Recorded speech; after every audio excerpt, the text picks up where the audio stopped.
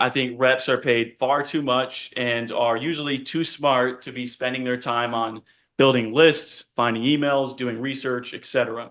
And so the reason why I say this is over the last, I want to say 3 to 5 years, and especially over the last couple of years, so much more data is available to us now about the accounts we want to find. ZoomInfo is a great example. ZoomInfo Copilot that came out last year.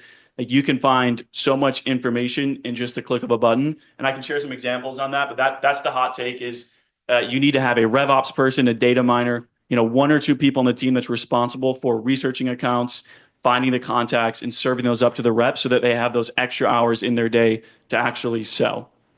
And this is one that I think if you're listening to this and you're a sales leader, this is something you need to advocate for on your team. We're working with a client right now that sells like podcast, software. And one of the things that they spoon feed to the reps is like, what's the name of that prospect's podcast? Do they have a YouTube channel? Like, what's the follow? Like, these are things that I shouldn't have to look for as a rep.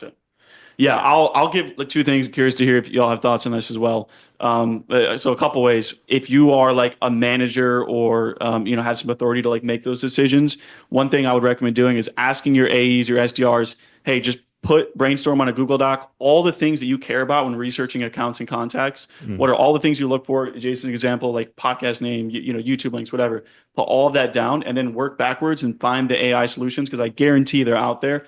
Find the solutions that will find that information for you automatically. That's one of the big ones, but curious if you all have other thoughts on that as well. Yeah, just to tack onto that, that's sometimes easy when you've already sold a lot of stuff. You can look in your CRM for the things that show that someone's more likely to show interest in your product or service. But you can also use ChatGPT or AI to come up with those ideas in the first place. So I like to say, hey, this is what I sell. This is who I sell it to. These are the problems we solve. And then I will literally say, give me 100 public available signs that I can see online that a company would be experiencing these problems or challenges or would be more in need of a product like mine. Now, all 100 of those are not going to be good, but it's going to prompt you to look for things that no one else is using when they're building their lists, which means that you're going to cut through that noise that we just spoke about earlier. So use it for ideas when you don't have any as well.